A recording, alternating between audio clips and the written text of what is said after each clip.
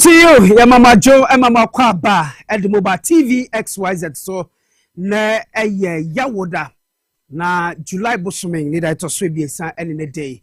Gumbe show and na yade Erebremo 50 sabre copim se non do ebebono in sama hodo asi wo maimono and na yebe pese mo e de akyeremo na ye ne yanga pamfo so atena se edi hu komo na yanga hwe sene o mangana ne chichire ne kankonti ena yanga betina se medidi akora Kofi Dako ene de so me na metinemu aman menu abarema eye ohiniba boama benie ohiniba boama benie ene me na metinemu agegwa no apese nsem no nyina ede amamo ntimo ni mintra me pam chaw you stream live for Facebook you stream live Facebook TV XYZ Ghana TV XYZ Ghana. Now today being the 3rd day of July 2025 no Niama isi no from the presidency copying the judiciary and asemnibia holumu nyina no ibamocho yeli hunsem ebebramo na nezem titiriwa yebetena se na yanga hu asem has to do with Almighty Ablekuma North constituency. We know say no the electoral commission on the two major political parties sade we abedan portrait ada wontem no womu nyina wonga jatum se eyedengara obekwa akoye rerun was some 19 police stations wosusu se honum na bato na nkoye nenam sunti adehye awonwe Ablekuma North no wonni anamusini Ghana mrahye begwem no obekwa akoye rerun nyankopɔ adoma ochena Friday ni week pepepe ebe 11th of July 2025 no obekwa akoye sa rerun no ehun sema kosi den NDC den na wareka the NPP omuso mu den wonga ji atum sa na se adwensisa bi abem ewo ho ne nyina ye nsem ene dey ye be pensem ede amamo ne anadwofe na John Dramani Mahama Ghana mampanyin o share adesuafo bibo ye nuanom afei na moriba beko tertiary school mu universities ahoro na JDM sa boshe na o share so no wedi so anaso ni su ye ehun sem ti den ene den asafufuru ben na si ewo sa asem no mu ye de mu nkyiremu ebe mamo na mahu se ye benyo mampanyin bi so obeba so beka no kora akere yen ana se obeba no be di intro de akere yen ne nyina no emu nkyiremu no ene edi be ma wo ne anadwofei na ahimfu bi wo man ma wo ngahunu se ye de dibia bi mo bi a obehwe nipa no obesom owia so bebu nkonta de akere ye no eya na edin bi wo ho be wie na adwuma no nipa foforo beba na se ban foforo beba no ye behu se ni niema nko ye bia na wo wi oman ni sika bia wo susu se wo wi oman ni sika enti nanse kamia se ahifo dodo na no won afiase Erica se ye didibia bi anase ye maw se besum ye yen a bo modin besum ye enye wadwene se wo be wi ayen na owia yen ahifo no afiase Erica nsem bi se ye momodin se ye bekyereo ye mfa nkoto afiase enti ahifo no dodo na no won akasa to the extent say sama sofo bi numumpo omonso omudi won anu atum se ebreaso se sade no ebesi se ubehwe besum yen beye we ekirekire na se ubefa man sika fimfram enu be fa ho edi no omusi sade na ye yanhwe se ebesi heyara mbom obi a ye behu mi se oba besum omanye kwambe so na sika sementuto ye no ono no besum ye ma so twe enkomma no ewo ye maimu se na be ya ye mmebu na ye reba no ebe ye hweso de ebe deterrent e de amayente minya akwanya se wo se me besom a ewo se me besom yie na me wie so ametimi abo akonta de akere se wei anyway na me be ye ewo bra ye decide bia no e ma me ewo sa bre no emu enti yini nsamahoro ene dey ye reba beka ho asem fitisabre kopim se nondu ebebo na monim nso se ena no eye busumi atwemu yara ena kobai se John Dramani Mahama ebubo nipa makomako besom bidin se womo nso yankototo won ano ewo Ghana mrahye begwem eye appointment committee fo na woje won tumu dia oyo mampanyin obeso ai won na won abaye atemuafo ewo man Ghana yankot biatan Supreme Court enti sanipa besom no Indeed, wakopue before the appointment committee of parliament. And a vetting also so successfully. Omo ba akupe and a nipa bidi petition koi, but I know so grano committee for no who is a no.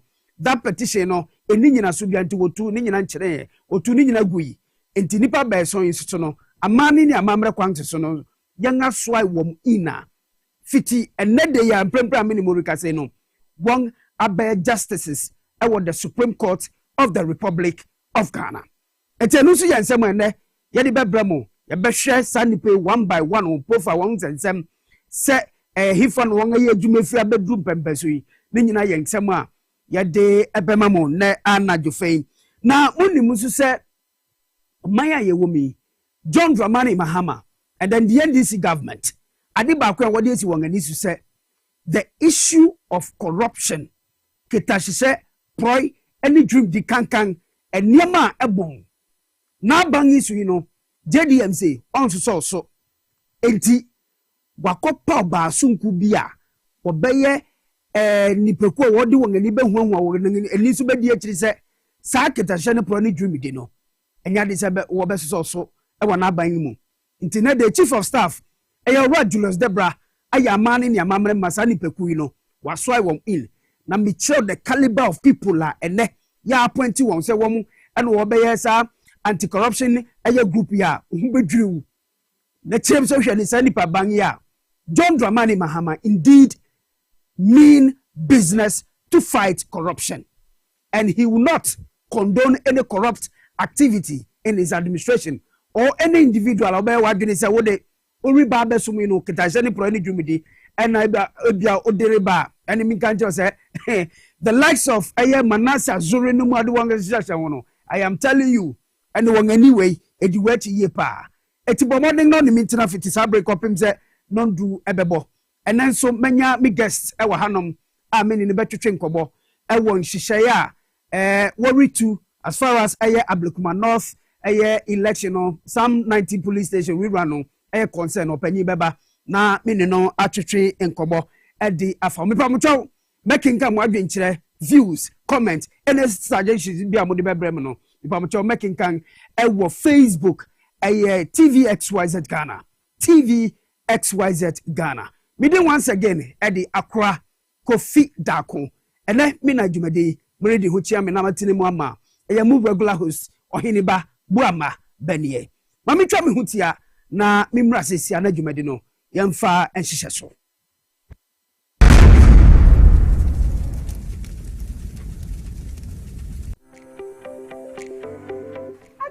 Ade timi sisi etwefa me to ase ha nkotodwe ade komene ase etwetwe me fa me ntinim je me ja ene me nsem ye mo hyehyeehye na aye titriti na me hu dia me nye cheme ba kanena me hawanu no kusisa me share joint forces ene never life udompe ene waposo ye wo ya no etutu no joint forces ene na ekwa ye mu atwuma na de atichima wo hobia no esesie no wuntini na emu ya wo ya etwetwon efiri wusisi edefa wo to ase no wo nine ene nsem ehyehyɛw ayetitiriti medro ene never life joint forces ene never life ene one mahoto so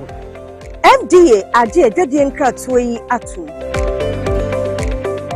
Ghana, get ready to win big and live large with Mega Cash Lucky Box, the game where you could walk away with instant cash prizes. It's easy to play. Just dial *426*5# on all networks. Follow the prompt, pick a lucky box and reveal your cash prize. It's that simple. Win massive, up to 500,000 Ghana cedis. Don't miss your chance. Players all over Ghana are winning now. I won. What are you waiting for? Dial *426*5# or visit www.megacashluckybox.com and play on our web portal. The minimum to play is 5 Ghana cedis. Your lucky box could be holding that big cash prize. Mega Cash Lucky Box. Dial *426*5# and win instant cash today. Don't wait. Remember, terms and conditions apply and is annually approved on the Caritas Lottery platform. Hey, what fish? Summer you know. And the man who say I can was a moon. Okay, Papa can see ya no baha. None in Nasa Tataya or Casano didn't Sakatano. But we are to say Papa. Matilda Mokanina, Spanish garlic mixture, and then the capsules at aroma, and I'm a pomodressa. Wow, why a nice Sankasa, Spanish garlic mixture, and then the capsules. And Yama, why you come apart? A woman bought your dear for Sunday with the Pedriano. Now, a boss is a bro, I want to chew hypertension, a tick or restaurant, will be a charge of 10 temper. Gas is general yam, a macra, a mania mumma, future crumina, a watch, will broke the water of Vian, after and Hoyan. Enti as no Spanish Jinko capsules, Hana. Spanish Jinko, and no day in Nura, watch your free, Jinko Beloba, and soya oil moon, and my watch you must daho. Martin says a anti-aging and a more good retentive memory. Now you're turning him. Antec Herbal Center for and then the pharmacies can make herbal shops and run some of 0266 11 41 11. A painful about more money for them because they would infuse you and come. FDA, Aji, a gradient cratry atom.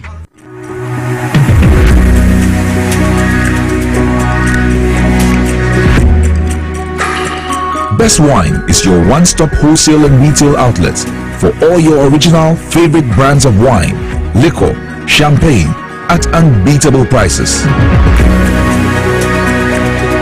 You can get discounts of up to 15% off. We provide customized solutions for your events with our event planning and catering services.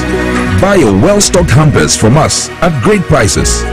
Best Wine is also a major distributor of ex-natural mineral water. Locate us at number 34 New Norte Nyanchi Street, Jowulu, or call 050-761-3900 for delivery or for more inquiries. Best Wine, caliber of wine and liquor at its best.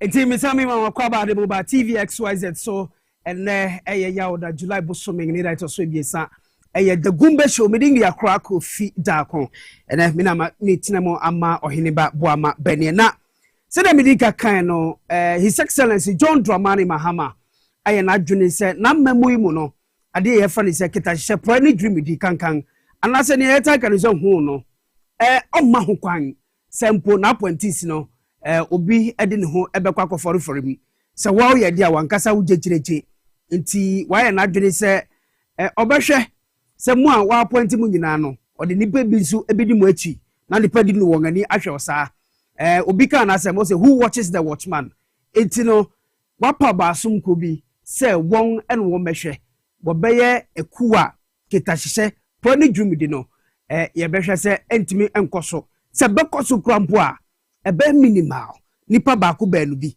ana eno nso pokra no sa nipa ba ko ba no ye ma wo ho kwankra ma wo mu enye sakitahye ni pro ni dwum di no esan se ihwehwem adanadi erichem se ade ba ko a emma oman enkoso has to do with corruption ya appoint you into some positions uhuni se bia na ejapade bi as a bona fide property bi ye de ama wo enti no ne wo se wo ye na ebu oman no ebu ye nipa dodo no da bi orenya ni sa mmom no nipa ku bi kakra bi ye appoint wo ni wabusiafo nuclear family no wakofa okunu wakofa girlfriend wakofa ebia yere bi abeka ho ukanchima bi gonjompi bi o se baby uso mebu awa chiri ho na se mun kuya no mafa japade no na the rest of us no yen suffer. John Dramani Mahama said no, that era na besin ko no sade no every ensibium enti enonam so a odi se kui aba se wo mehwe na apprentice ni nyina no ya monitor wo na bribia enkoso ye emfa emayem enti na dey enam sunti ama chief of staff asuafo a yenga pawom nyinara so uye minister uye DCE uye chief executive officer uye managing director anase uye den uye board chairman uye board member anase uye obimpo a uprapra wo mampanyinga tenan ana ene ministry bia sa nipa kuiwe ena wori ba behwe se wodi wo ngani ebedi wadwuma ori enu achi enti chief of staff amani ni amamre kwanso ene day ohwe se sa ni peku yi no obesoi wom in se ne be obefi won adwuma ye ase na nipa John Dramani Mahama and the NDC government and let me say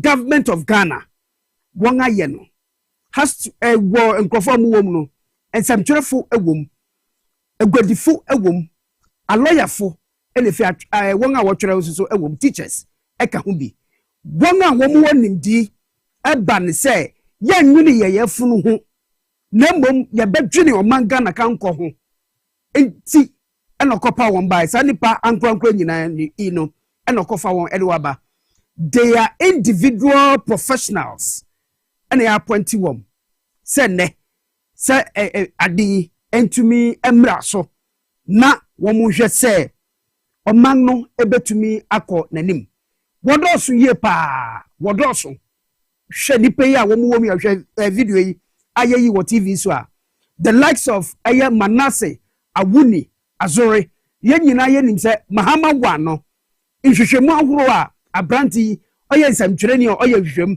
oye an investigative journalist okasa group yi ho uhwe the likes of judges a wom eka ho Madam Nana Bampo Ado kanu ne efra no Nana Oye Okahubi oye mranim ni Commissioner General Edi Ghana Revenue Authority Ekahubi etitiri ni enintini anyinara Ekahubi wona ben eba no kwanga yebetumi afaso na ye na ko etia ketahye ne pro ne dwumidi Wakahubi hwe openiga ono behwe National Development Planning aye commission ya no owa ni mo Thompson eka ho and the Director General at the Criminal Investigation Department of the Ghana Police Service Madam aye ya kodonko eka ho bi hwesani pekuwe Brite bi mu po amame aye sia di panyin wabe sia di panyin e wo Ghana mamu yi hwe niam watumi aye on international aye police agencies ahoro biti se Interpol and wo aka nyina aka ba kiri mu amayenim se Ghana meba bi nipa bonefo bi a won free Nigeria mamu e ba kiri won koye but mami essence any quality leadership within a short possible time we must rescue these Ghanaians and to such person so can and crofo younger power say obe say kitahye prani drumidi ye be say betu ase edi fi oman ma ujedi se won muntimi nya adwuma na hwe mami oka committee ho hwe won ujedi se won muntimi nya adwuma no and his excellency John Dramani Mahama echirem say sani pakui womumra na anti-corruption strategy no womumesom na womunya adwuma se ne be na kitahye ne drumidi no ye betu ase fi oman mu esan se de biara da ye beka se obi abesuma wie nti we di sika wa wie sika bi ni ade no sade no emua omankanko yenko na bra na chief of staff odi anim na oso anipaku yi no se ne wo mu so wo mu je nsem no so efai no yenko ne ko tebi mra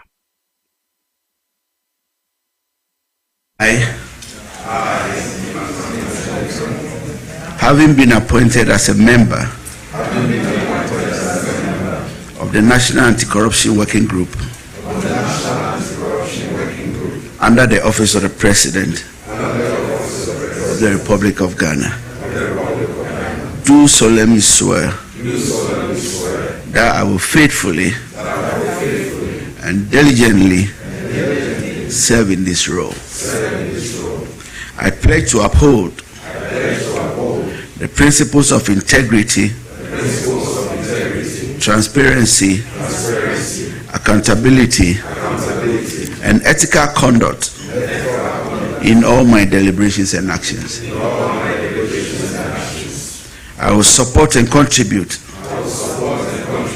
to the development and implementation of the National Anti-Corruption Strategy, aligned with Ghana's national development goals. and international obligations. I shall discharge my duties without fear or favor, affection or ill will, and will act in the best interest of the people of Ghana. So help me God. Wahu ni pekuya wa mika won ho asemi wahu won en ankwa Ghana fo a won ewo integrity ebeye den sempo obehu ora abobi Bismarck se bia obeti ni ho asem se o se wakoye bribi emretintini a wabesom ewo amanyosem mu ebretintini a wabesom ewo ankwa adwumaye mu wate ni ho asem boni bida.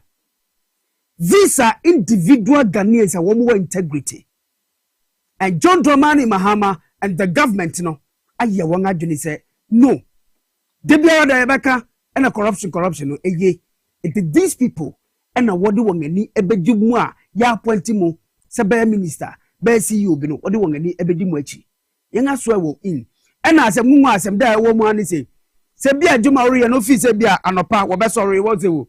Me Manase azuri ni anase me no from say Bismarck abobi no ayite enti maba metena on chese na da bi enye sa na wori ba be ye adwuma no won krampo bia anase na meti studio hei na bia won abehye MCR anase won abetena ase honom ene wo behwe ukwan fa mi say nipa no bega che oh bacho mereko akra ko fida ko ni show ni so ubedu honom no say ukoye den ukoma ne sika se na be ya no kware no onka se na be ya ade a wo se okanaga na ekonanim no ntimika no it is any pekumfa wani hu won but wo de won ani ebedi wachi na prepare akosuye e de amaye e wo manganam enti na dey sa anti-corruption strategy working group yi yan aso won in enti the world corruption no for to trim say uye Ghana ni a ubema abaye bribia ebe thing of the past ama wankasa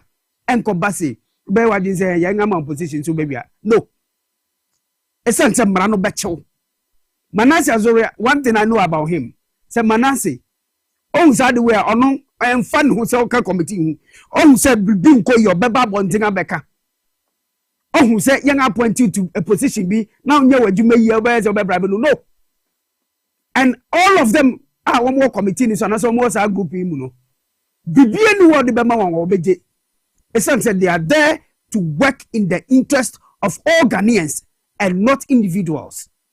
Entity na fa sa mo yi fa trim corruption no eye ebre so man no ye bedi ya ho edi fro no man na tumpon akonanim enu ne adwumadi ne ade ba kan e so ewo eye omampanyin atena ye abankese mi Jubilee House a ye de hu sem abramo na corruption yere ka ho asem nyina no bi wo ho so e be kwakopiem e wasem ni bia e bia nipa no a ye de na ba no oye madamfo anaso oye menua barima anaso bia minim no enti no ye de na bai asem no se na e wose meka no menka ne sa bebu atanchia bekwakoka na afeva no mom na enye jaw no na nipa na akọ a baby besinkoy some few years no be say 8 years mama can say 8 years 6 months ni na udi wasem ekokota semi miti hey mini Kofi the boy enya asem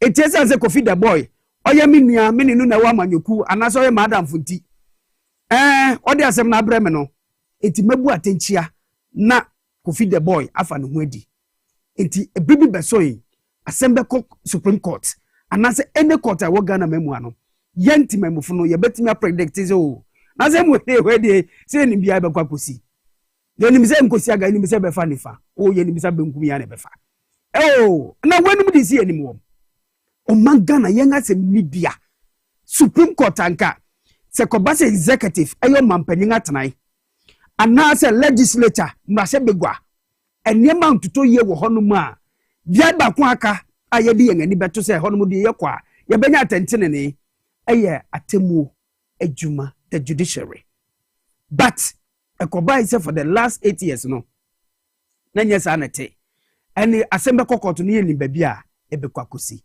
Namma say ye Supreme Court and if ye court nankasano. I say integrity a wohono. I say na any hobbies as ayira. I said near Jedinia Reshima Yawa Yangate Muafumono. Na I said near ayira. I said near Uye Bribia. Oh, any echo to baby crana Ghana for any assembly bar. Any young friend and none of go gunsaya and his amuma and a babuaye. It's no man Ghana, Timo Jumano. Na ye need Jedinia Reshimu home. It's a bamfu for you buy ye. Oh no, yes, no. In order, says integrity na ashre yenga Timo Jumano. Ye bepe nipa kufufrubi abeka ho. Se ne be ya, se no munyama ashre wo no. Sa nipa kuikwa, obekwa ko shemukena. It's John Dramani Mahama, President of the Republic of Ghana.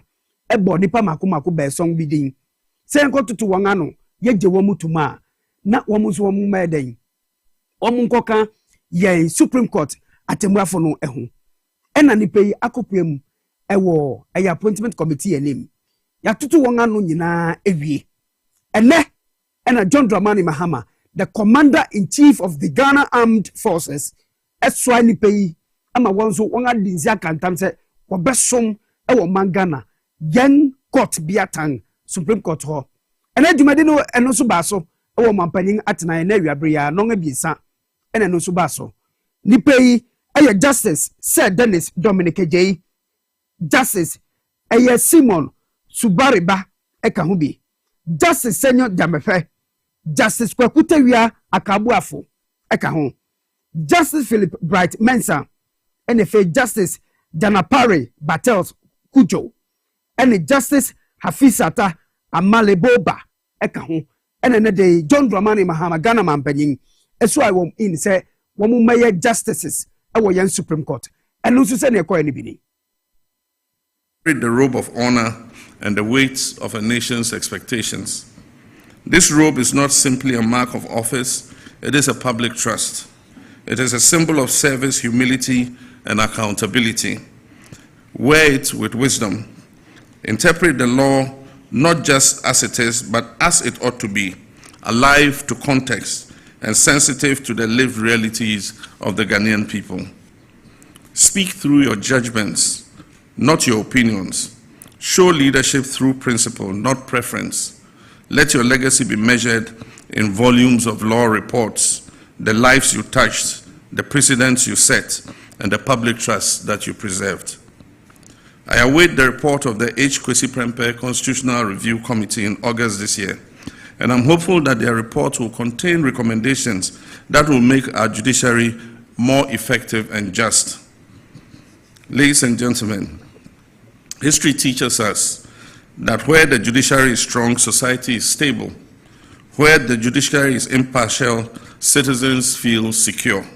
And where the judiciary is respected, democracy flourishes. We must protect our courts from political interference, economic manipulation, and public intimidation. An independent judiciary is not a threat to government, it is a partner in nation building. We need justices who are not swayed by popularity or pressure, but are anchored in the Constitution and driven by a genuine desire to uphold justice without fear or favor. We need a judiciary that understands that legal certainty and predictability are essential for good governance, investor confidence, economic growth, and social cohesion. My fellow citizens, the swearing in of these new justices today is more than just a ceremonial function. It is a beacon of hope in a time where many Ghanaians are yearning for direction and renewal. It is a signpost that the reset has begun, not only in words, but also in action and in our institutions. We're building a new Ghana, one where our institutions work, leadership listens, and merit is rewarded, and justice is blind not to truth, but blind to bias. Let us be encouraged and reminded that while the challenges we face are real, the tools to overcome them lie within us. Courage, competence, conviction, and character. We must all play our part, whether in public office or in private enterprise, in the media or in the marketplace, in the courtroom or in the classroom. We are all stewards of our national patriotism. To the newly appointed justices, I commend you once again. The people of Ghana believe in you, the nation stands with you, and history will be your judge on how fairly you have dispensed justice and on the firmness of your resolve. As you swear your solemn oaths today, do so in the spirit of service, not status. Let your conscience be your compass. Let the Constitution be your guide. And let the people of Ghana be a constant reminder to you of the power and purpose of the law. Iya John Dramani Mahama Ghana man panyin hene day bra sate mwafo so awom in no de kokobon sema aka kire me ade ba ko amafa e was asa o se ma wankasa u conscience no eni wani kan enkoka se bia se ne se entino ukoye ne biara bi keke ma uti aisi uti u konso no enu eni kan na wana mo ne fei gina ya obesi no ne fe ma Ghana Yanga mamra afi apima hankonge di okronge bien 1992 constitution no eno so etinetine wana motu ne fe niam obaye gina ya obesi no entinetine wo enu ni asema John Dramani Mahama aka kire atemafo yi ene dey samuriko yi mun kosum yie man ko base yanga nsantwerafo yeti hei ebekwa ko ba o ye ebeka se owe ya ha ya na ebekwa ko si debi emane ko basa da sa ena John Dramani Mahama edise futu sami akọ ama atemuafo yi esanse se amanyofo efeli yen ekobase eye aban atena kesimu wo mu feli yen Ghana mahye begwa entumi anka yen amboma atemu adwuma no wo so mutumi gina mayen na yenya atentene ne ehun se yu ahanye a ahabeyi amaye etimukwe mu nkosom kama ewo kwampapa so enkokase bia na John Dramani Mahama na appoint JDM oya NDC ninti se NDC fu nya asem wo de asem ba court na NDC fu na de abanti asem ni nya kura se esanse NDC temaka no enkoye sasa na JDM eka enkokase se bi we ya mi wo fase nti asem ni nya kura no meka ma no dabi. We are building a nation or a country rather than building individual or a political party. Omano ena yare chichire. Enya manyoku. Ghana first before the political parties. Enti mun kosum se Ghana fo. Mun kosum se amanyoku nti anasa amanyosem nti en America ho. No. No. Dabi. Yentimi nya ni sa. No kware no monfanya djuma. No kware ye ba kope. Se ne gumbe show ete no. No kware no eye ba kope. Enti yensu yete yi. No kware na na ye beka e de a kire tumi. Eti wo ye de tumi na hye monzem no. Munko ye die ye. Enu sana ye betena hanom a eye abasobo ene ye de bema mo. And konkan kire me say I was appointed by John Dramani Mahama in ayi blah nitamunti bibia ye no ye be ya ma ndisi. Ipa cho munyai. Enya nunti nka Ghana fo nyina ntu sa ba we nyina emfa ma John Dramani Mahama. Wonga wa mutu aba no ma no ndisi aba pa we no. Ipa cho enya wa mu nyina no mu ya ndisi fo. I am telling you who dia no kware na meka kire wo. Most of them womunya manyofo. But just that not last 8 years no niam na ka sombo fu wore ye no na nye. Eti wonga ye wan adiri se ni wo besem esense womu ye mfato ho 8 years of Akufo-Addo nia waye anase ni oye and 4 years of John Dramani Mahama from 2012 to 2016 no ye mfato to ho ni yenhwe.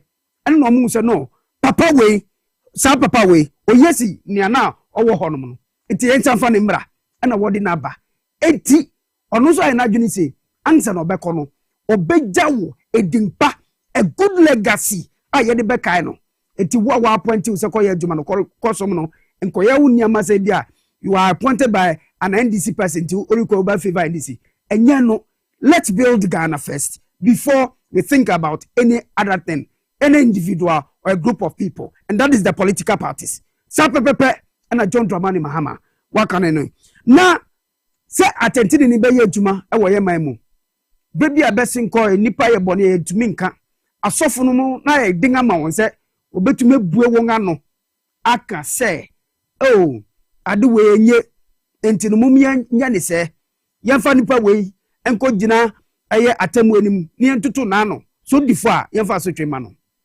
Nasofo baako why ade bi me hu adwiri me yie pa didn't the right reverend Samoa Ejeyi oye Methodist asafo no sofo e wo boase wo santemantem o se JDM se na wafiase uwiye obi biara obehunu se we disika e wa bandi down no abreso anampo se wankasa wa mamu mu no infancy o esanse won support papa bo modern sa ni peku no kire won Jessica no u Jessica ni wi a ani bo modern kase ma Jessica ni kekente ani won ko no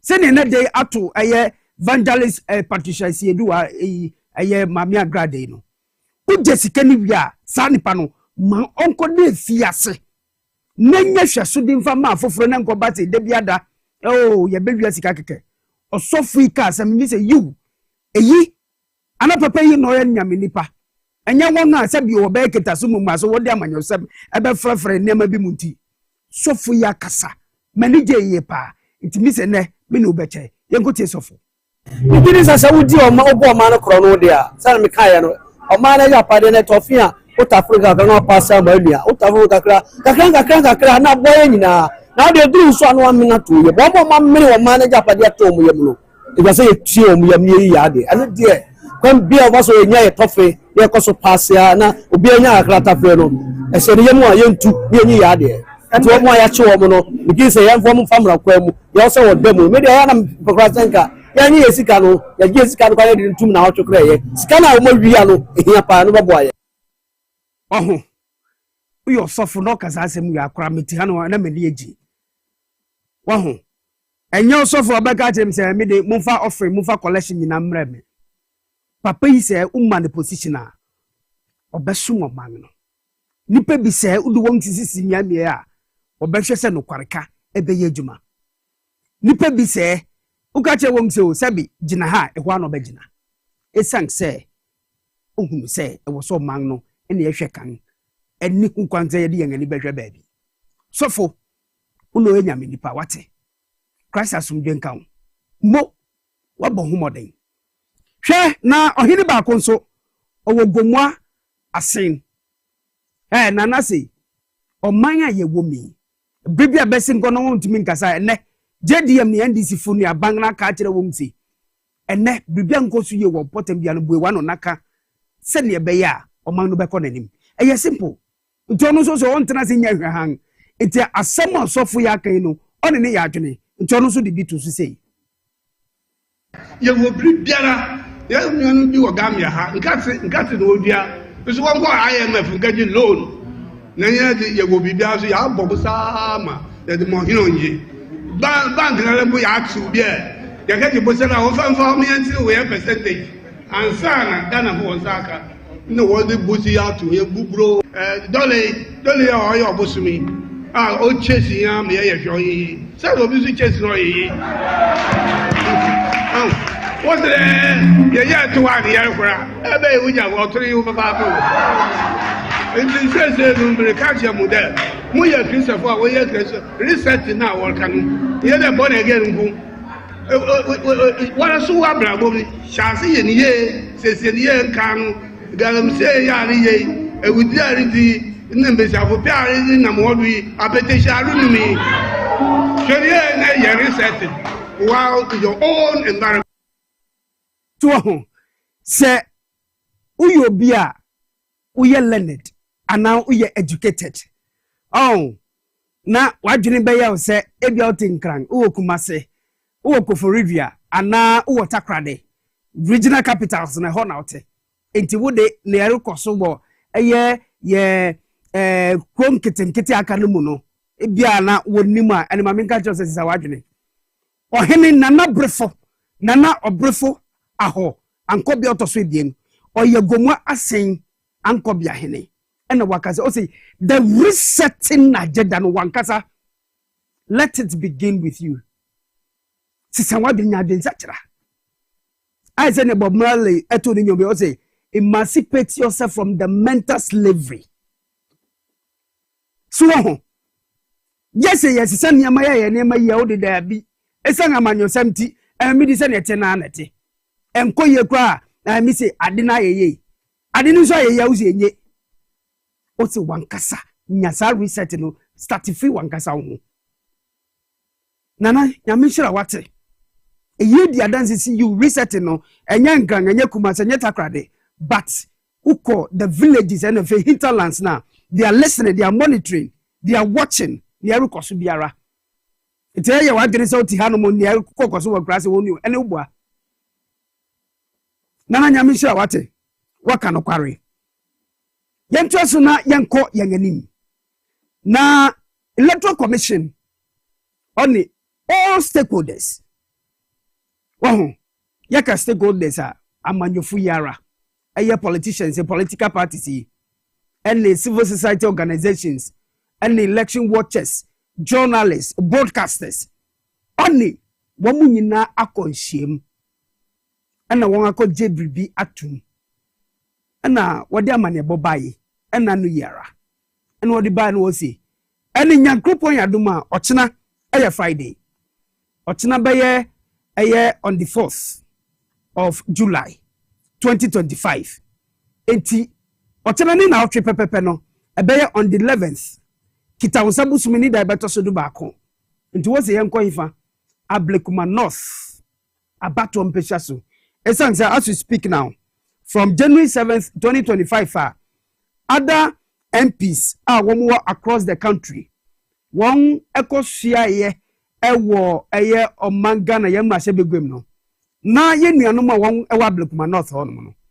woni anamusini ese eba ni den aso ade esi ye wo sao eye lolo bi likpe santroko fi ne fe ho no nyina no last 4 years ebi na ebeto won ana aso ye be ye hwehan se Ghana fu bi ebenya anamusi ewo ma se begwem ebi renye bi ana wo se no esanse wakoto aba no we January no and I said December no bra ye bubu aba no ekobai se ho no be ye pinche enti abato no ankasa no susuanso no results no Ablekuma North as we speak now no woni bi anase ne wo no all the police stations no enye ho no nyina ene won akenkan enti won aye won adwinse ene sasa de a yenko ye rerun ewo 19 police stations a won antimi akenkan na picture ti won aye ayi basabasa bi wo ho no ne yenkoto ne ehu nipa obedi nkonim ene se ewabna obino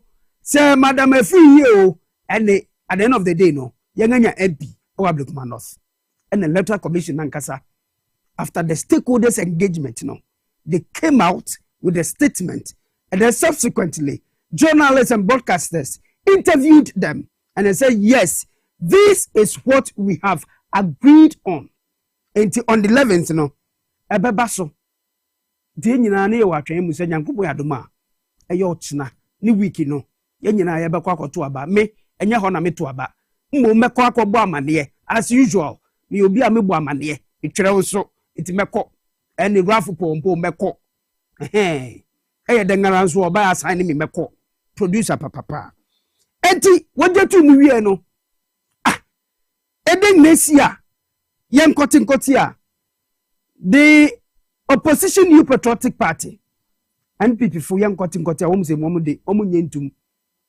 ma one parliamentary candidate every year so no ekwa every year o say onu nso ojetuma enye ye manna we fiase bi kika nsem to the extent say bi amate o peso ye maframa se mi fria and ekwa every year se bitafrache mumfa nteme onya ngrangni ewabna oben onu nso so ovi ga nananom atase so enti ahoho be no ana worry press wabesum Ghana ewa Ablekuma North nsune we kotena o se unya ngrani nti da bida ko bebe fufuro ko krom na ko gina ho eno yisu I mean how eti mo princess se bitafrache mo be ya manyo se mo ho anaso sumti na moriba and to my surprise, the political party, Madam Ekwe or belonging to know, and one eye and dreadful shame. Catch the electoral commission, any fee, government of the day and as whoever is concerned say they are not in support of the rerun of the 19 police stations, and rather they are going to seek some court injunction say ma eya batuni maso. Justin Frimpong Kodua, General Secretary of the NPP, Pipa Chow Yenkotie no Niamra. 2025 granted an application filed by the NPP to compel the EC to conduct its constitutional and statutory duty of completing the requested coalition exercise in 4 outstanding constituencies, which were Ablekuma North, Tema Central, Okaiki Central, and Techima South. The High Court specifically ordered the Inspector General of Police to provide adequate and armed security to the EC to complete the coalition and to declare the winners of the parliamentary elections in these constituencies. The EC and the IGP have since complied with the court order to collate and declare the winners of the parliamentary results in these outstanding constituencies, except Ablekuma North. In the specific case of Ablekuma North, the High Court ordered the EC to complete the collation of the remaining 64 police stations out of a total of 281 police stations in the constituency. It is on record that on many occasions that the EC tried the Ablekuma North collation, tasks belonging to the NDC always storm the collation center to disrupt the exercise.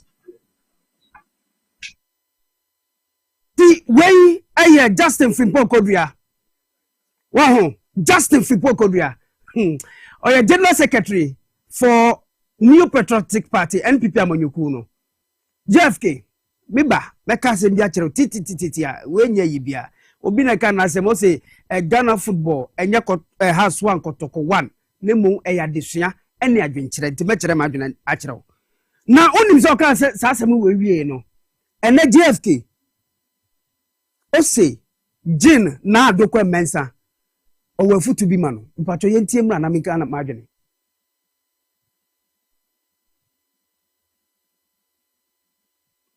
ayo eni eche sa nini no ebeba eni video no yebehwe ose osre eye Jin adokwe na mensa the electoral commissioner on ni deputies no say so ye Kristo ni pa dia. So you be a sunsun konkrong etini mudia yenti numra. I know you are watching, Madam. I've known you to be a religious, devoted Christian.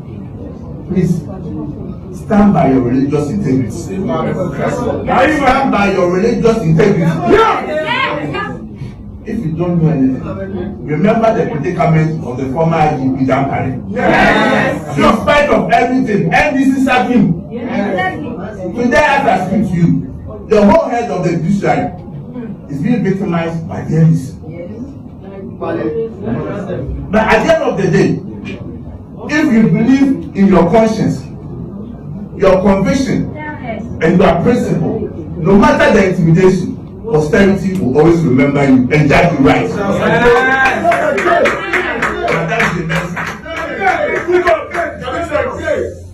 No amount of sacrifices,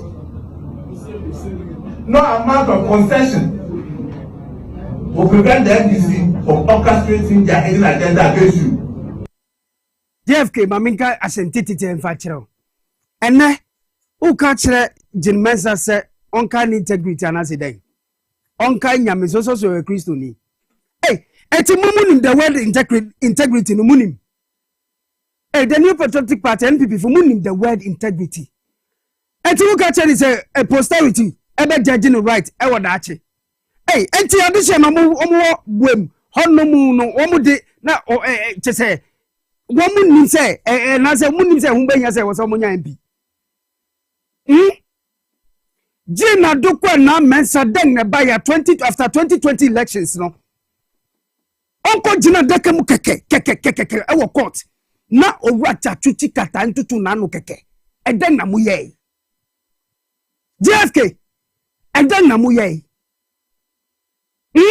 ena uka chense so onye den aso mi ena me di ni bai mu na mu appoint no to the extent that time no mpo na covid wo ho epue manta mu se mi nipa nhia bebre covid aba itimi trading ye ka bia mo ntie insem no ko pue mu wo court ye di ko court kurambo den na mu ye at the end of the day unanimous FC unanimous decision and na take ye enti ni aka said head of judicial ni deng no mu na mu ko se ye mu na mu ye no yodium fa ha ye ni sa ye be di we chi sa na mu nim se 2 minutes Ghana fo ye ne kura yen and now ka chen is on ka say also mo even say den John Dramani Mahama mpo no ye president of Ghana ne amen uri ka say so ene asrafo ayin no wodi na chi Police Council chairperson Professor Nana Jenopoko Ajiman ma ni mo ajona na jofei ono ye the second most important person e wo man mu prempren krango a police fine no wodi na chi Jina dukwa na mensa Jin mensa electoral commissioner keke mo masrafo toto wo babu e song over 7 military men and wodi na chi to the extent e ba ko de bia no kurani bag sa wow why and now catch say Jin mensa on you say deng is say deng no munima ade reference integrity munim jai kura jani ore keke wo hono mu kura nyami aduma mudumu pa mun court no betimi akọ nobody cares and after all won na ajaji fo no mu ye Ghana fo won mu nim yeri koso wo mamu de no ajaji fo no mu to aba sene Jina doko na mensa so okoto aba e na no na ajaji fo so wo beto aba bi no mu so ti Ablekmanov and ehun ba hia sa addition so wo benya na musini e wo eye Ghana mrahye begwem nia esiye after 2020 elections yisafo anya MP no ebibu nsi biomu jai munyai sanka Jin mensa oye competent mpu anka ne ye metena meka Ablekmanov insensem se den said ye metena meka onipa ba ko yenga pa o se be electoral commissioner since wa pa wo abatu bia ye beto ewie bia no na asem aba ho ifichira batu kra ekotokra na no gruzukra aya asem eno ka chenze onka nyame na nya sebita fra che Nyankopong no ono wo soro ho no na so che ifa o nyame no nim se sebi oniamo ayeni onka ise deng mami ka chiro mu micro minority amu wo parliament honum 88 no ye de fi kwafri ye beka mu kra enkosi aga bibie ni ho abesisa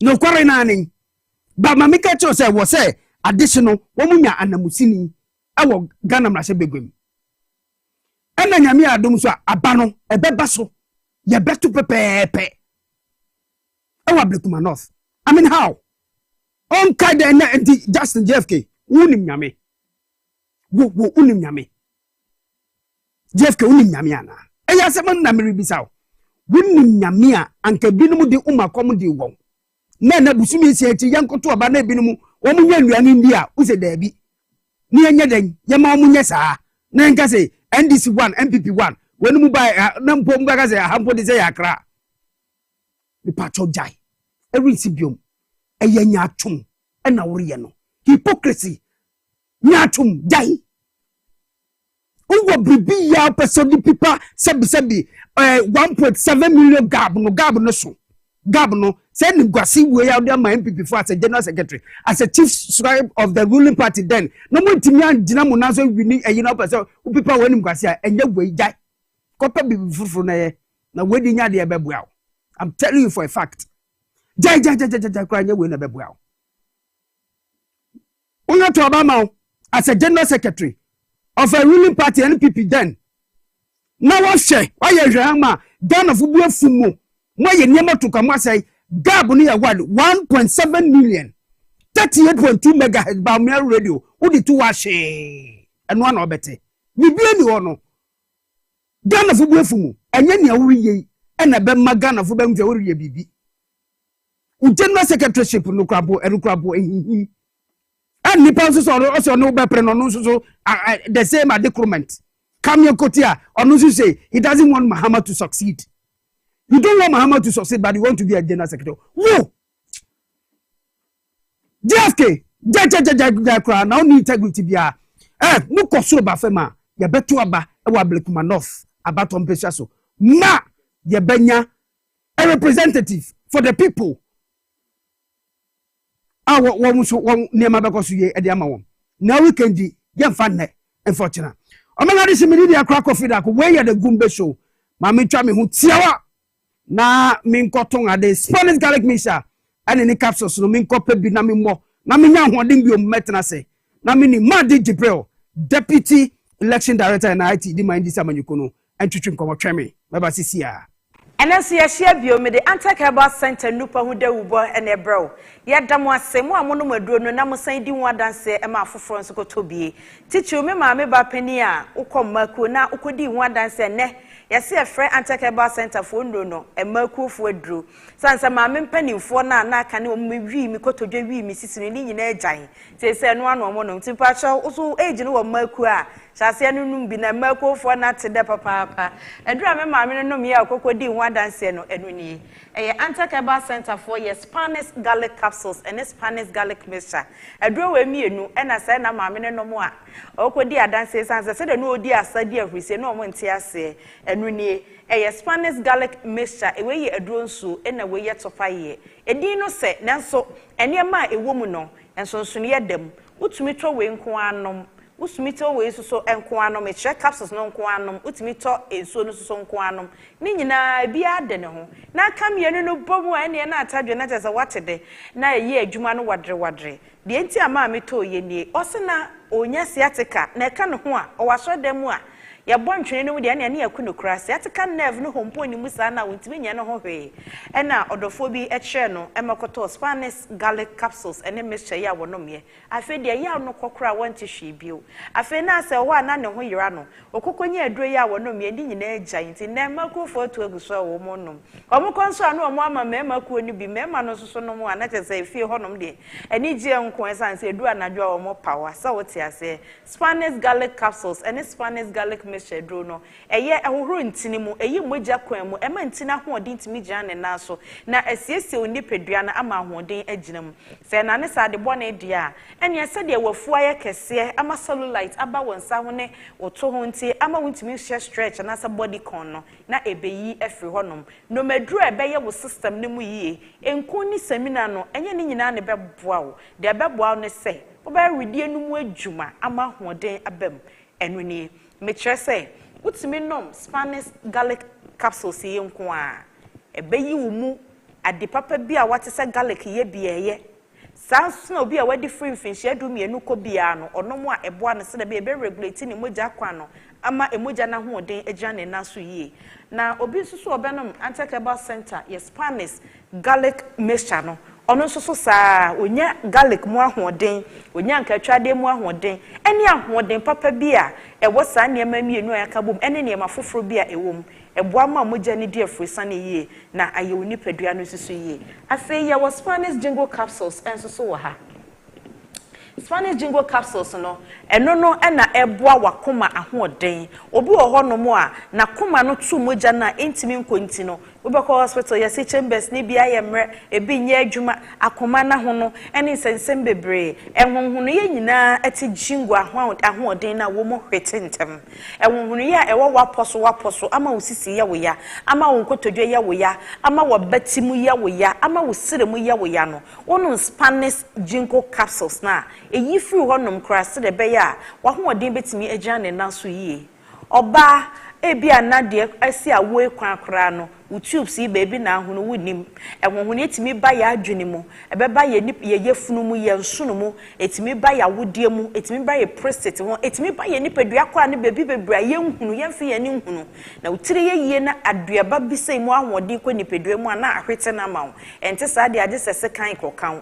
enti odofo me kanfo amawo eye Spanish jinko capsules ye jinko no eye GINCO GKO GINGKO enti hwehwebi nanom na ebeboa yenko ana ewo bie okwa baabi na obi ka kire se owo de ese no a ka kire ne se opo original one no eno ni Spanish ginkgo capsules obi a ne refi ade entempa chichu ye maame ne ye papa no ma wo mu fi akwa animu no ma ne ginkgo adure bi nom ebeboa na mana kaya de entem obaba mu ese obi ase wabon obaba obi ase wabon try fish adum ye nko ade ama ne ginkgo ebi nom emu ahoden ne beboa no ama na kaya de entem na se ye na koma yie ama nipadua ahoden akwanenim esen kita anti aging properties enti ebeboa aye wo skin ni ya mana ye firm ya body ne nsage wontwentwom na body ni nyini enya wo age Spanish ginkgo capsules eyema oba o twabra na ne honam yira no wonya adure na no mo a eboa wo se de be ya sa ho yira ni nyina ebefiri ho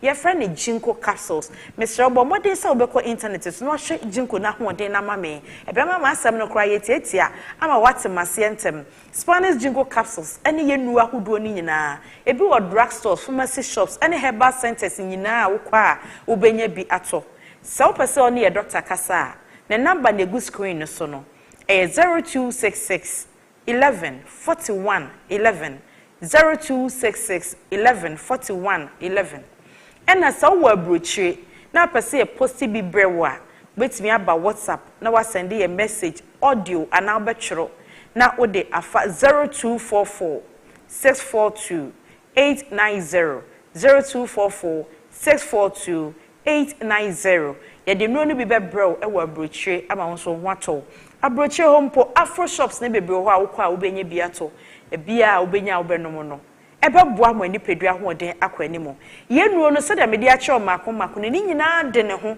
wutumi to e bia baako na wanom na ama ho ato na sa wo ka ye nuo no miensa bomu a me friend the three powers combined na kire se wanya ginkgo kakra wanya garlic capsules so kakra na wo the garlic mixture no aka ho ene na watu adi ono no miensa ni say ya na me friend the three powers combined ono miensa ni say me friend forever young isan say antioxidant wuwo ahodo ni nyinamu ekwa kohyia na afi wo mo siesie ni pedua no ayi wo mogya kwan mu aye wakoma hu yi adwuma ama akoma no ya rebi e wo ho afiri ho na siesie wo se de be ya wo ho odin ankasa no ebetimi akonanim the three powers combined enoni ni onomo a ewawo unyini da unfie bekwa nimu ensoso na oni pedua no body mass index ema o metabolic age edi adanse say usakra enoni Spanish garlic capsules Spanish garlic mixture and afi Spanish ginkgo capsules yenro so the drug stores pharmacy shops and herbal centers e wo Ghana haba bia okwana bodin a wo benya bia to na de akosa wo yare maamenom ebanom papanom akokranom abrantenom ababawanom kwa baabi ato wedru na kwabo aduro ni din enye bi maw na manya akwadworo na wannom mama me na ochena yedi adanse a wonso watimi anom bi menu aba wa fafro ene wa wo ma ba nofo facha wo doctor ansa na watimi anom na onomo a enim se obenya adanse adi wo BP anase blood pressure now pese ekofom start ye na dura ye de maw no na milligrams no wo form kra he say ya page mu akwa kodu 500 milligrams o kwa animo odofo kasa no mienu we bo mame Spanish garlic capsules and Spanish garlic mixture BP de bekofom ama waduro na ye de maw no ya ma de e wo form kra 5 milligrams na fe ya kira wo diet na wadidi ama ahoto abafie sanso so ena obi a wo sciatica ono maduro ye relax sciatica nerves na ema wo to sanso na obi a wo diabetes a wo pese afa adum pepen so obi a hwe kra bekasa wo ho pane e wo fie ma wo short na wo fie afa be kakra no ye be mo waduro kakra bi e be boa wo insulin production na fe wasan esi wudademu na chese wo de aduro we e na ama akwa na aja adwuma ye anase na adwuma ye no ntimi nkoyie no na wo pejam antakeba center so de ye no ebi wo drug stores na pharmacy shops nyinemu ye number na go screen so no wobetimi afre na one yen akasa so you obi a wo anum kankan anadwarewie na ho keka wo a fra ye number no na doctor enu obedi nkomo 0266 11 41 11 ono bekasa na wacho said obefa eduro na ebema ho ato antakeba center ye no organa babia a wokwa ubenya biato na de ahoden ene apomuden pa ebeba unipeduam hyɛ no so say ye aduro no bia obeto no ubehunu okode ya woda aduro no ho sa wo hwɛ to paye no a okode no eda na bati so ha ɛna sa wo hwɛ aduro nso a okode no eda na pempem ɛsoro hanom ɛsan da na pempem ha enti wonom a na ɛde ahotɔ ne ahosane papapa na ɛde abrɛ unipadua na kai sɛ N.K Center ya na yaye nnupa ya yɛde ama amansan a obia nom na eboa no ɛma nipadua ho ɔde gya na so menua ba ɛma obodi ne nsage nom N.K Center 3-in-1 no ekita anti-aging properties scan be FM na ahoden aba medeni ohema sachiwa ahwene pa odonfo de na chen ya yebesen ahia bio.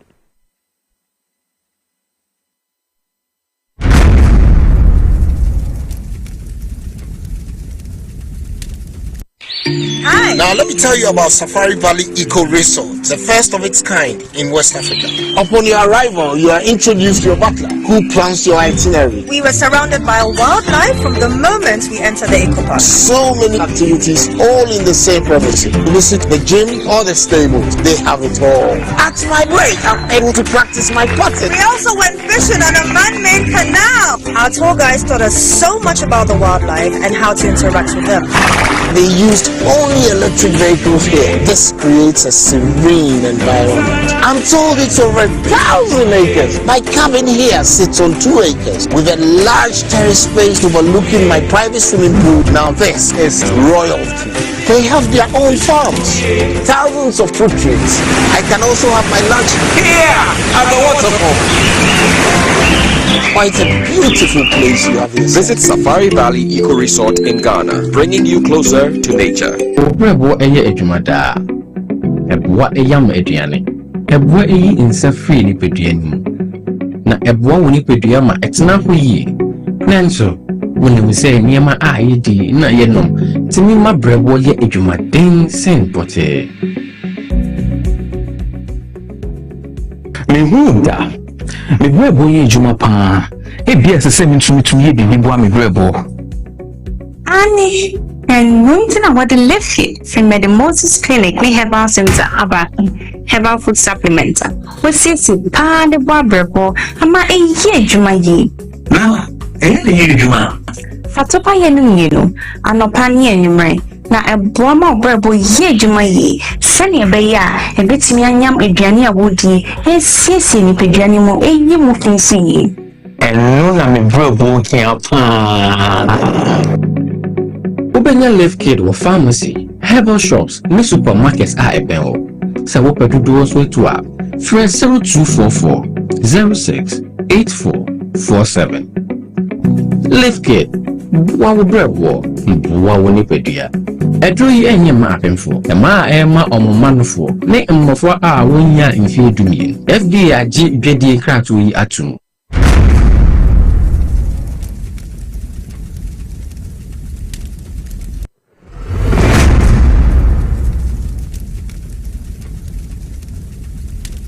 Oman nkomo na enye du so sabre ewo gombe show so me de akraka ofida kwene mina metine mu ama ohene ba bo ama bene mo mo hwe ye Ghana ne ama no ne nyina yedama so mu Ibrahim mi wo fa CK tutu ne fe emo se yisi wo fa anoba mo wa USA and fe Bishop Hemans mo nyina mo ama no ne mo se mo hwe na na dwefe yedama se nyame onjira mo ye beka no kware no e de akire tumi ye mekika nsem bi asabio ase bedije nkrofo bi so da bi afiriwa ye da se no mo nkranhye sem Edward uwa GNA ena anadwefe edi mimoajo pi medawase munyinara nana ya Everlove eda mwase ni mu nkranhye a mode ama ya no kware trodo eyinya asem bia ba bekika bi beka se bia yenga ebu nanim ti ada bi eye no kware no ena ye beka ede akire Ghana fo no mu hu no kware no eno ena be mayen akoyen anim Reverend Pabi nyame onhyirawo ma asabre opening a mini no ereba betwetwe nkomo ewo man ne nkomo adwumade so ewo eye Gumbe show isu no eye Owura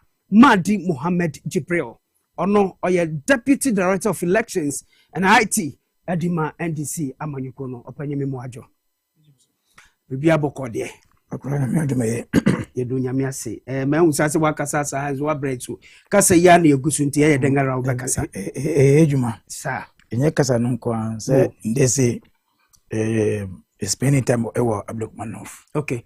Abdulkumanov. I was started Juma. Yes, that age man. Oh, okay. Yeah, kasa na na full so age man. Nti make I say I'm share with you for we share for you mre. Na me fa kwenya we so chia consensus chairman, the vice chairman, secretary of public manoff. Any of my executives na woman organize zongo course. Na mensanchia ward coordinators of the constituency. Again, the 9 executive from the 19 polling stations. No? Okay. So, my menfa when you were chia or moon. Mramunya yende, 8 million munya shiamu. On my son crash. Say, polling station, what idea? Yeah, better double the votes for us to win the elections. Better check up an idea 2024 elections. Yeah, 19 police stations. 19, they will double and triple the votes. Doubling it, and how are they going to do? Is it a matter of say, Nipa Bakuba to 2 and necessary? To 2, you say, turn out, they will make it huge. Okay. And they will get it for us. And I believe they will do. The kind of confidence and assurance somebody might. Me take opportunity to wait. Adam say, Jumano, I finish say, we will not rest until the 11th November, July, by 5:30 p.m. day. I say endorse on the day. Now, I believe say the NDC member of parliament in Public North for the member of parliament, the NDC Nipa, Rabna Obey MP. Elections in Yakonafo in a year to Aba. Ensure emotions and to Aba. Punto. And they won't tell me what GDA pounds to say it me win a seat, you know. Nanado capacity a campaign, my Nanado Obetia said to. And then Nanado a public man. Nanado a can be 2024. Okay. A confit I am for Beshiano or presidency. Catch you say. Mama punto John because only a man paying no man trouble MP. Enti another party say so man penny or what so people to Juma my MP no free one and your man penny no ni party and I do campaign away enti me did pass say a brick man of 4 punto and your press conference I won't pay and yes say number and I won't pay do a small no but me come and penny what could be sad because now do any cancer assembly enti and I did pass say they will look at that say ye person be small be they go public man offer they will maybe be a okwa they will need MCA juma na MPC juma they don't want to have MC or any MP no problem. Okay, so they will have that one now we say it may resolve issues in Ablukumanov and I believe beyond Ablukumanov the people of Ablukumanov also enim ajima pa John Dramani Mahama eye in there for laba form Ablukumanov ni a no openisa the one pe and he said another can say second pedidi yet and he say o man penim pedidi not be ajuma pa o man penyo o pedidi so ye ajuma pa anti yem pese enye de say MPs we do also be edede minority be edede no omon to ba ma majority for no na de no men do also for the minority to disturb the president to get a good job done for the people of Ablukumanov. It's elections, inshallah. We are going to confirm Madam Rabna Obin. I'm clearing my mind in that one. Okay. So one ebe jina Ablukumanov on esan say munyina mo committee and na mo ko jetu mo say these 19 police stations no obey rerun wo. Inte ba ne denti na munua no mo the other side the NPP led by Justin Frimpong Kodua. Why a press conference in there and they are saying say obeko court because they don't agree to this rerun and according to them what Mujedi said they have won the elections. Okay. Akura Mejidi pa say Evans Inimako. Yeah. Any then I Ablukumanov former MP, everyone Central, former MPP MP. I represent MPP on the 1st July meeting. Either 2 things in I see here. Either say free meeting no, to kwai, uncle party office, uncle briefing penny for next moment. How? Yes, and now say briefing you know. And MPP penny for a shedder air say. Yen person mine no enya sumdwenti be a press conference. Samu. Yes, only 2 options. So does it mean that the 2 gentlemen on mobile meeting, no? Press conference na mo ye no de nanka omuko ye nanka Evans ko ye no a briefing omo de esi ya. Nanka mo sa needless press conference. Oh, very needless. Needless, say. Very needless. Me person say useless, but needless. By useless and needless, no more same. But where you and about N. But at the end of the day, the meaning is similar. But me person me say useless. Neomoni say, Ablikumanov, a process be I from. Okay.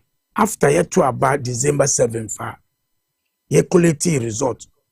Out of the 281 polling station, 165 and a yeasy and ya pink sheets. It be the quality 165. 165. Okay. They become 116. At the point you see, can say many pink sheets. 116. 116. No. Okay. At the polling station. So December 7th. December 9th. And the NDC buy. Like I say, you were pink sheets in the 54 of them. Out of the 116. No. More of 54. Yes. Okay. So stage you also know. And Mrakwan also say. You see any pink sheet now a party in the election back document to be na parties need to more. Yes, you okay. Na parties need to say document we need to more. A document you use here. You see to me to at the year process no. Okay. Inti 55 no parties in edit to more. All right. Am I easy at the car out of the 165 and the 54 at the count. And the 291. 219. That was on this 9th December. On the 9th of December, 2024. 2024. Then 21st. NMPP so by say, Omako Chinchi, Omsama on 25. Almost one of 25. After some Musmunya, okay. Omochi, and I'm going 25. And say no cap, same, but a J to mo in the account. All right. At the point in MPP, Mamma says, you need to be able. Any document be able. He's in Nibi, MPP, and this is in Nibi. Okay. From that 21st. 28th December. And a share at IPAC because it's because of Nibi, no. This is fair issue look to the headquarters. And take a share headquarters, and I'm say, the Omudi from our doing that. But there were issue for phobia. Yen warm. Okay. And I can say, yeah, dear. The current ya quenching ya pink sheet. Munyamu pink sheet. Any pink sheet. And then people say, almost how much in chi, almost so many, but almost scan documents. So, Nibo, only pink sheets. So, where do you then get the pink scan? 37 almost pink sheets, almost scan documents. That's okay. Oh, so scan document there, which means how much you have for easier. Monfa hard copy number. Na yam fan wie djuma no eho NMPP free meeting no and I'm call straight to court. So one more scan 37 but how many hard copy almost say so e dey omo nya am no say mo wie na adine rai almost scan wie no and hard copies ni rai and a man scan so December 7 because nanka bo scan document no nanka 21st no I'm the 25 eba no nanka mo 37 we be count come on famba. And this is what I want the MPP members never flow no omunti ase say mampani for no omu di mo bro. Okay. And I feel the scan document aba nti we friend say Africa po nya ya I didn't know can say one scan document 22nd and a more of documents in say on the 7th and never affect you then I say 22nd. So what I said nti I say yen scan document into for collation. So they rushed to court. Echo lay motion on McDermott's. McDermott's is so quiet and also oh that's a buying pass yeah a different way. Because mon issues no I didn't know 1 year. I didn't look yeah. So in assumption of the judge, and say you see I will bring sitting at 1% when your collation. So say my show say ko wiye wadwuma kona koye that's all security yesi ba hono omere fi one adage say you can force the horse to the riverside but you cannot force it to drink the water until nka one collation center nka dey yesi be kan say me nipping sheets to say ya kasi mi ko wiye medwuma no medwuma me wiye ni say you call rerun of those 37 police station nka by now kamo wiye the issues ena yisi ba ye ena omuni yisi MPP for ebimu etimitina say accept the fact they invited our party knowing what they want to do. Okay. And the party omo say ya inviting for by here now omo for drink sheet air coalition the television so it became an issue omo ko challenge here in the process omo here ba ko emienu anu dey no omo so 34 into a IPAC meeting. Okay. AG report. In a year, I say, oh, my year, a of issue. I can only 3. Okay. Into a raise issue, I say, debut. No more I can't 7 or in on 37 police station. MPC was can document Munibi. And I'm more court say, moon for so munkaye. Man, some baha, and I say, as a court case, ACO. Then a bet by your scan document number. I'm koya idea and say moye. Until the ending to say mo 34 we still stand on 37. Until it should start again a meeting at in the IPAC level. Okay. It says here first one and my reasons. Yes, I'm up to 12 June. This is fair yeah. This is what year back and forth issue here, you know. But your final position. That meeting, no, meeting the men's name. Okay. The catcher say, yes, stand say, you pay 37 police station run. And MPP say, there be 34 no my area there. There no pay na munche 7 fan count. Until on the 1st of July, and the East San Fred say, Ombre na Sanshebio. You buy no, San beside ye stand. The men's say movie.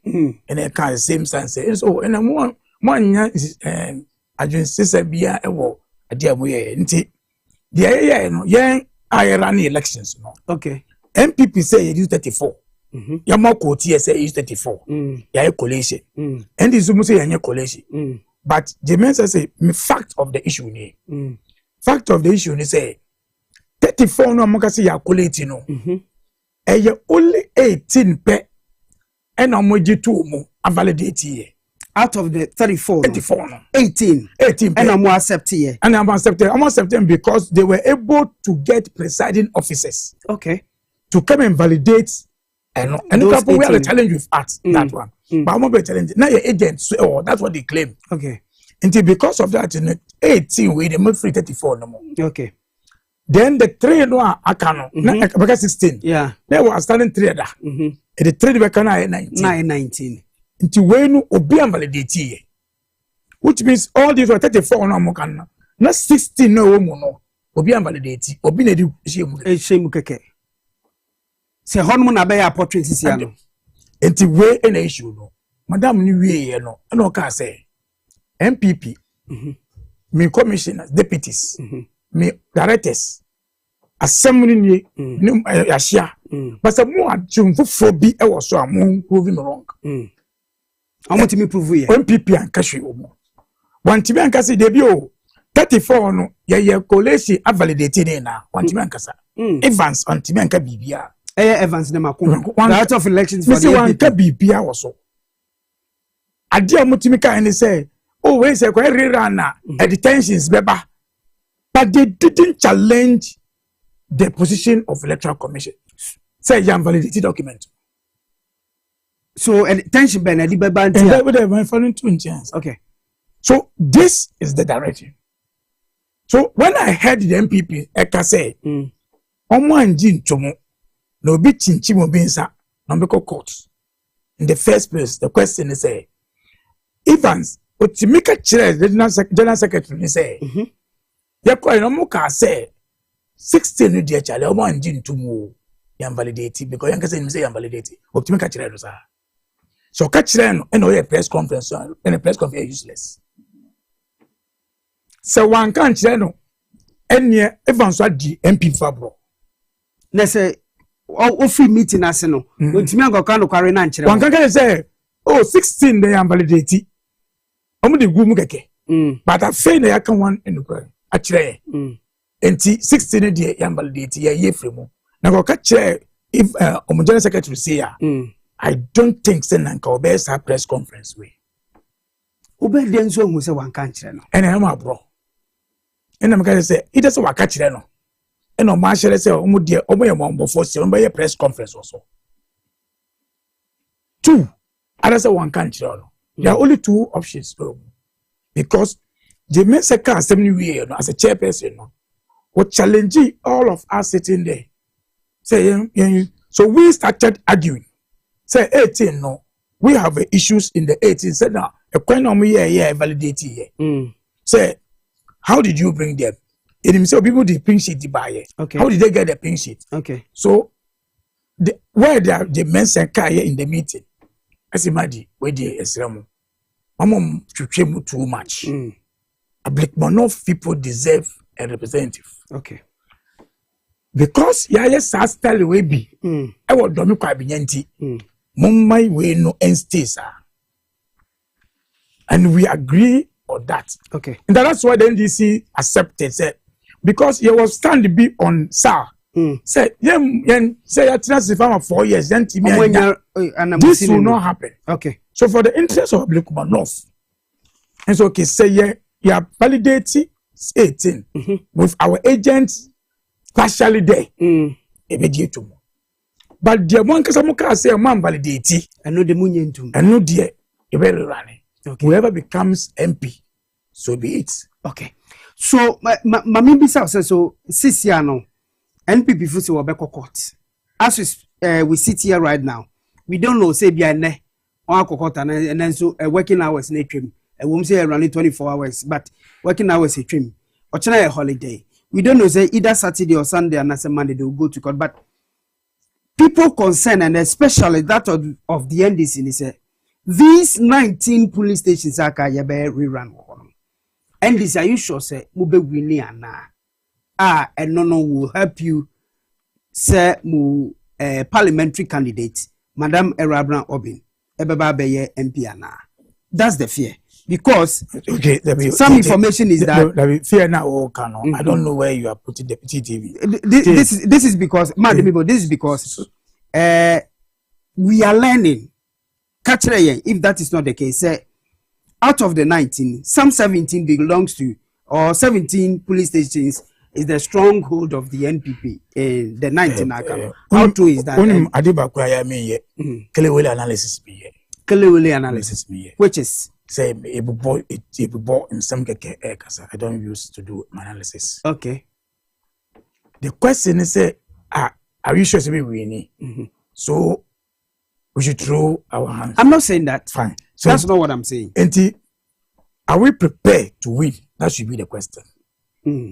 So we are ready to take the seats. I know clear in our mind. We are clear in our mind. A seats way a seat NDC candidate anyway winning. Okay. 19. We didn't call for 19 because an advantage for us. But we believe he said the people of Blakuma will see reason why they should endorse an NDC candidate in that area. Okay. So that's why we can just say for all this while we are not sleeping. We are going to even scale up our game in the constituency. Engage people, respect the people of Blakuma. And we believe it's numbers any more. We work towards the numbers to make the difference. Okay. Mahdi Mohammed Jibril, Deputy Director of Elections and IT, the ruling National Democratic Congress, and this is when you can one majority in Parliament. But still, I'm person moving Blakuma North at the council, Senator Osi, and be a micro minority for Munyede and for church government. And so His Excellency John Dramani Mahama, so Senator over to me, Juma Ediam, Madam Bisa was saying, say, Usha. The economic gains are young as a country for the past 6 months. John Dramani Mahama, NDC former Babemu, no, this is a Nunquiano Betimia Abuama, winning elections now. That's the question. Maybe sound but answer no. Let me fast down come Spanish garlic mixture and then the capsules no me pa chow e ye drupa papa onya bia ebebua osebio obia bu nsa na moja ni meye ma obi mfa wonya ni calendar uyo barema obia na sebio wenum yi enka free mu ba no enye ade papa no bo modern pedro bi nanom ebetumi abuel pa pedro wetu no afra 0266 114 na edu herbal or the SM bitters aba mountain edro ochena ye holiday mumma marima yina yengani nye mummeki you proud nko ye niam nkitikiti bebe wiase obeka chiose onya barima mpacho SM bitters no ena ebebu ye pa obenye bi ato Little George Hall Ridgewood Pharmacy and fi Maron enso ewo La Paz Big Maron fi Equus Pharmacy wa Shaiman upedudu wetu anu afra 055 837 9545 and 020 104 4221 and 0243989368 pebi nanom namwell na yebeche usika win big na live large XYZ Broadcasting TV XYZ yani mega kashifuni yanga bachire mu eye tititi me pacho ese beche usika ni obeya ni for mobile phone na dial *426*5# na select yanga shije boxes 1 to 6 select baku biara na ubedin kunim tika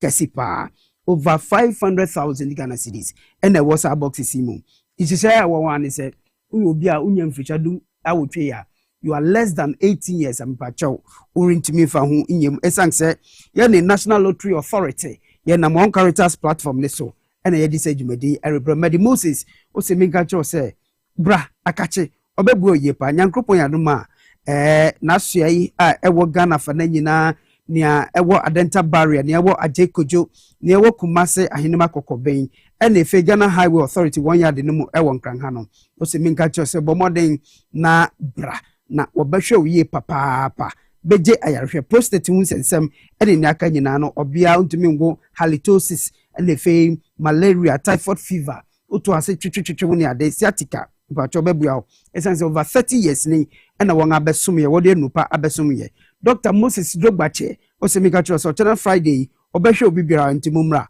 friend was 0244 068 447 na yeti ha nyina no isu papa yen anom eye X natural mineral water mpacho bi ni ene se mi cheni ankasa yensu isu papa lihwe won se ne moti wakra ogin ai se miron mu sa pepepeneti bebi nanom X natural mineral water yensu papa bra yen adwuma mu ha anase ko meko mo biara mu na obi bebi sa se TV XYZ mo he mpacho ye won number 37 Abebrese Street ne so ye ne Catholic asafo no na die ne hwe wo su ha nti mpacho frɛ 059-627-3546 and 059-627-3547 na beto X natural mineral water nibi na bribi biara enkoso ye enfa ema power specialist about hospital adize hepatitis A B C no wo anu edru fatty liver and as a prostate ayekesi pa wo bebua obia yi sabi wafu ayekese na enye adipapa ebia osusu se bia unyam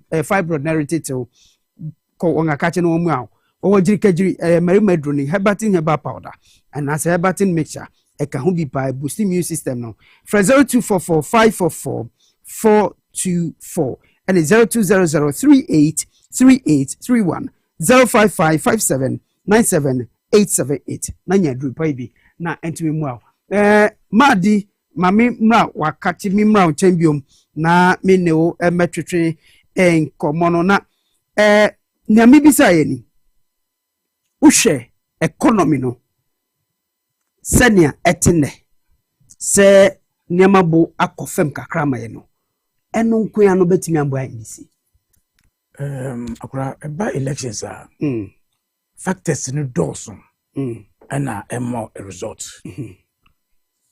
obi ko timi to about just because candidates in Nikalake obi so to me to be based on the open the area obi so share in general into factors no also into our performance as government be also part of the factors that my victory in Abdulkumanoff be part of the factors because somebody about in those areas na miche and now part of Aoshi, be a police station one to go and then encourage somebody to come out because in Faswa Abayano aba wanya say and yes said directly say wanya it be a job you but economy no aye might be a fall above for my what you kada taxia what you say papa be first say sa ban we enya sa support of MPs e wa emma akoy ebeboa intebeboa and the factors be and the local factors because and America activity can catch say another says open local factors say o lot require aban e wo also no also to no okay and Abrekomanov has had opportunity of MPs of MPP for long.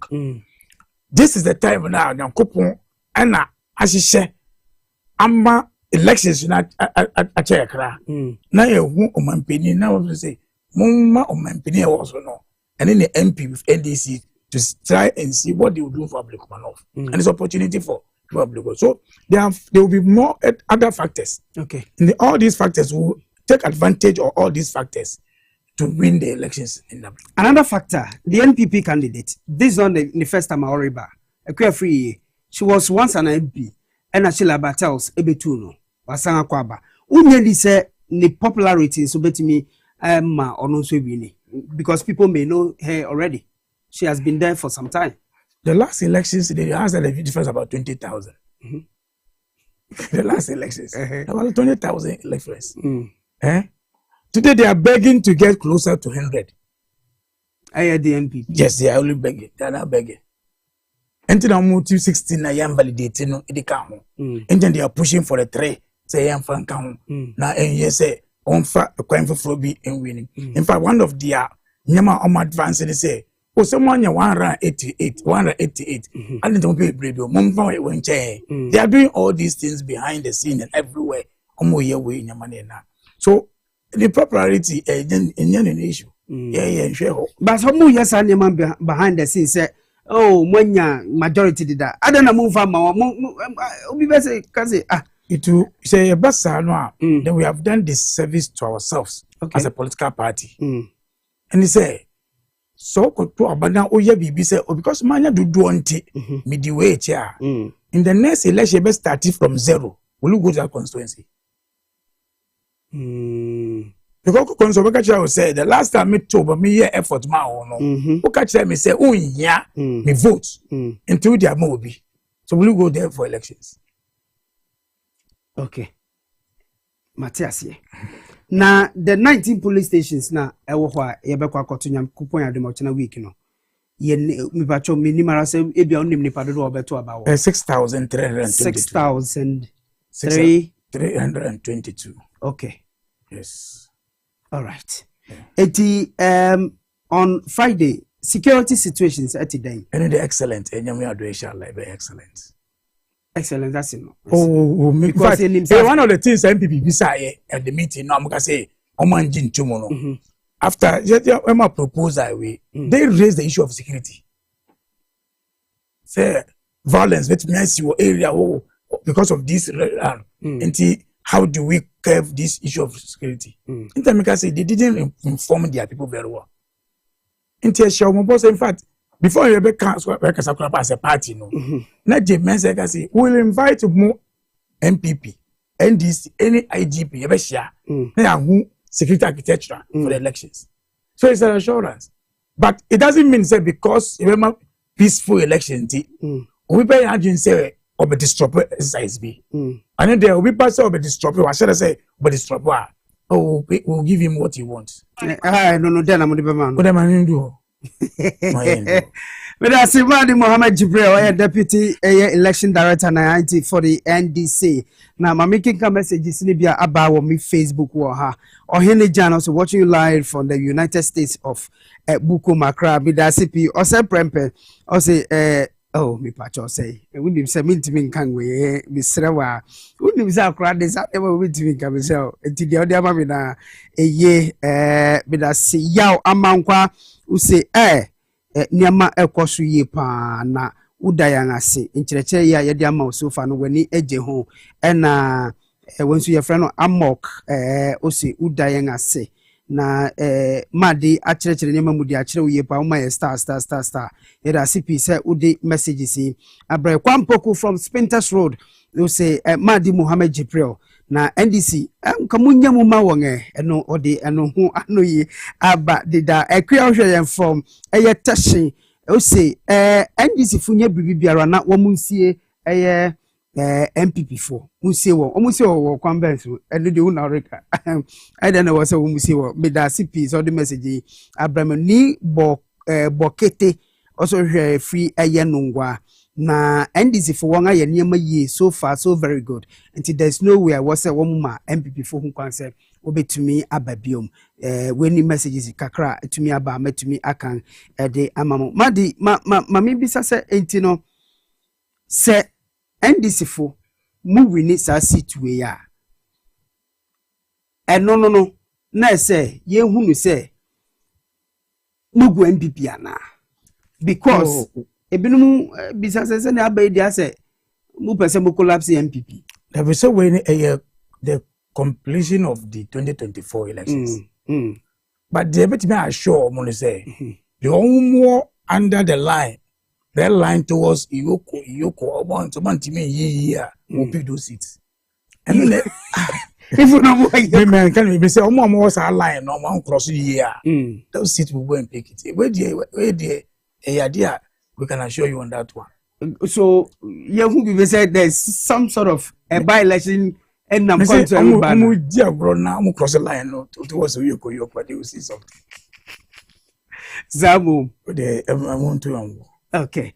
Eti nyame aduma areshoma de erima NDC for tita for more Ablekuma North in Ghana nyina say dangara mu be wini sa city no. And it's even some MPP and co-elections where we still have to go out to vote.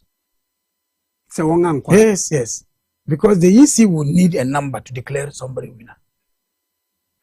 So does it mean that your numbers now on a preview? This co-elections, the co. And so I got to about so young see because MPP and Kosi Minko. So people got to about no more to about move wrong here. You use that one to count. So yeah, no dear, whether they go, come on, a better mobilization to get people to vote on that day. And that is assurance a bit more. Say that. That's what we are all agree. Say Juma. We also want to assure people of Ablekuma North say election be peaceful. That's just assurance. Say man penny a no. We man penny a way to try for say BBI violence. Make sure say elections to be run in the peaceful manner. We'll make sure say people will enjoy. We'll give them what they want, especially when we know the MPP asan amamope by reasoning they don't reason. We are there to give them that. More be especially in the constituency. We should bury everything and make our MP the candidate MP for the area of Ablekuma North. This is assurance that a dear Mr. Free constituency for I know people will come from far and near to also come and support. We should all manage when you come. Say we should work well to get not just to come and muddy issues for the fun of it. Okay. But what I will also caution, say this is a time now MPP for almost internal elections, and this is a time they want to show muscles. Once almost check a cra, want to meet you, no much check a cra, no be check. Memma semono, I want you bro. Okay. I want you bro. I don't move by my masema. Ombe me masema. Oh, mama Matias. Boko. Oh, in fact, they will enjoy these elections. They want here to go coffee once I say they were let me fire no in the choir.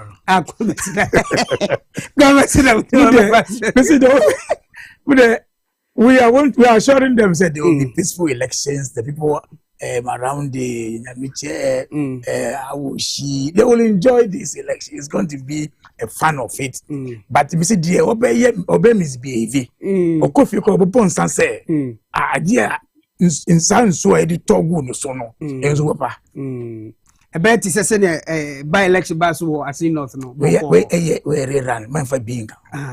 It will rerun or then is it a no by election? Rerun electoral process more. Okay. Rerun a year in 2 ways. Say process in a way. Now disruption back polling station na pink sheet issue say na enya ya once I see you know or go back, I could rerun the same polling station. Okay. The process never the same ballot papers, the same pictures, no time, the same thing. They be here for elections. Okay. And they will rerun now. You have to abandon we are declare. Obi akọ court, akọ challenge issues, so no. Now you dig assembly will say, oh, I have no from so a year from, then they will call for rerun for those areas. Okay. Until we a rerun. Okay. And yet by elections are maybe as I maybe some future by elections.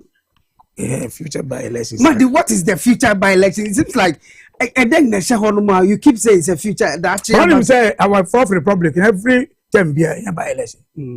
Where should then be see? But I am very certain say this time around here by elections will be no by election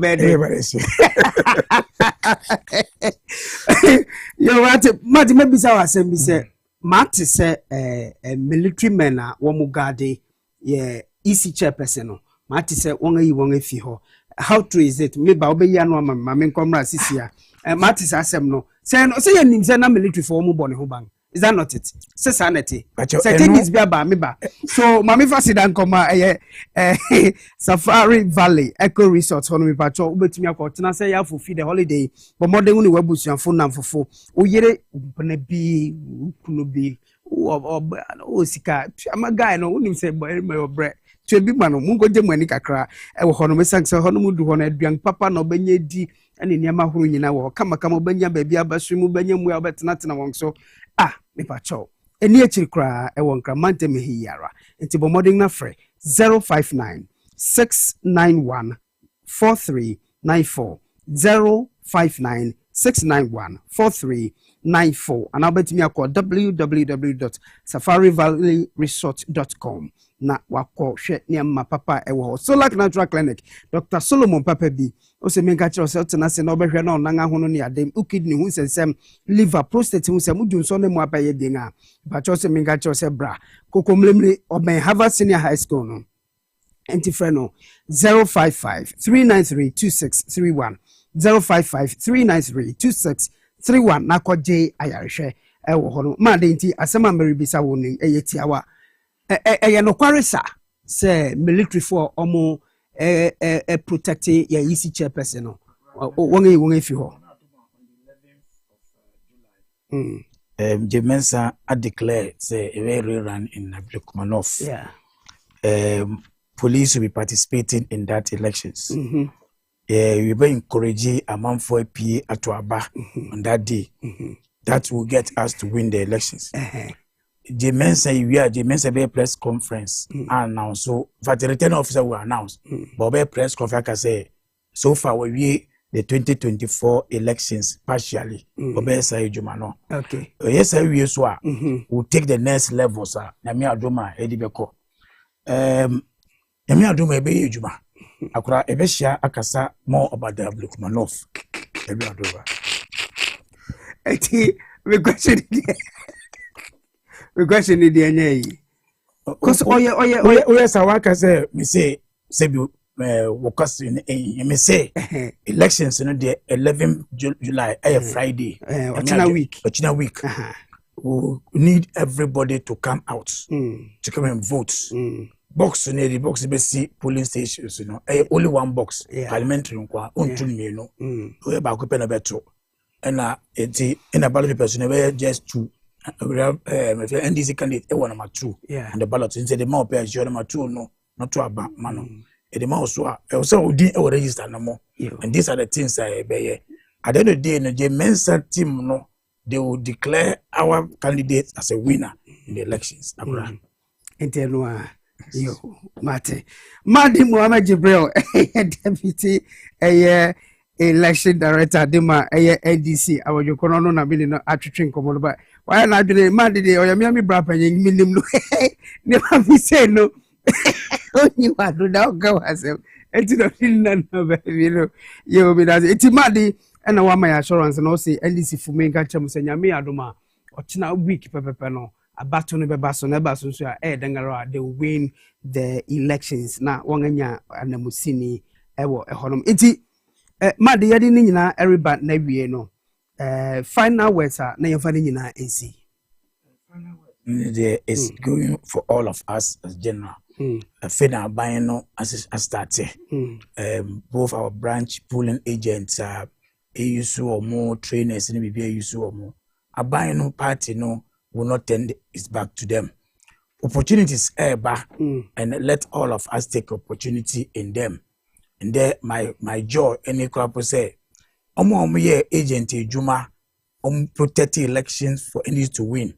Juma no omo ye anything there. Yan you know university for the first time, no first year, no. Sika mutu ya tam de ye elections, no. Aban e sign to years no. Amo back. Ejuma pa we ye no. Issues we eba. Other opportunities eba like youth in apprenticeship. You may be an agent, but only be a person opportunity to push him into all these things. 24-hour economy, so abemo. All these are opportunities less. But one thing I want everybody to understand: power is very, very, very, very important to protect. Okay. Yes, because okay. In your my no be an event at the same time. But I don't know, they will get closer to take care of the people of Ghana and the party people here. Mind this. Okay.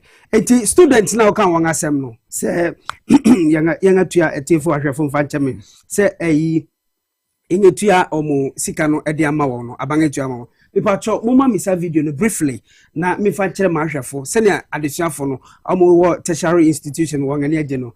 Yenko ne yenko hwe sene wangani aje mamoto prrsa menim ze ebia nipa bi nsu ni na nori kika se sene moaye no mu pese NDC as a political party no mu base our various tertiary institution no mu hyemu kina mu hyemu den na ya no mu bra wanga sentina motua sasika we even though boshe our president then candidate John Dramani Mahama she no we di so no and na moaye ni sase ne be a mu base our tertiary institution mu be hyemu kina so some video say MPP for statement on the same thing in January, February. Almost say idea you can't me. It's now, but when you see more of those, we got to be a student in the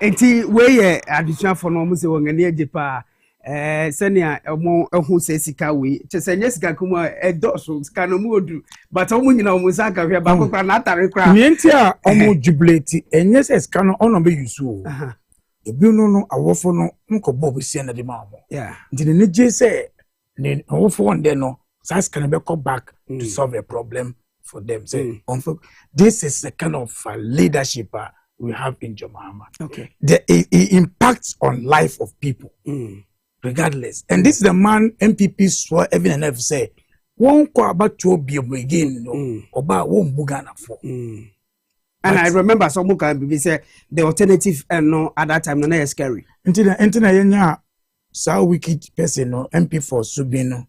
Okay, say ono de Eugene but say ono de otibas mo ekokumasi otiu otibas mo ekokumasi.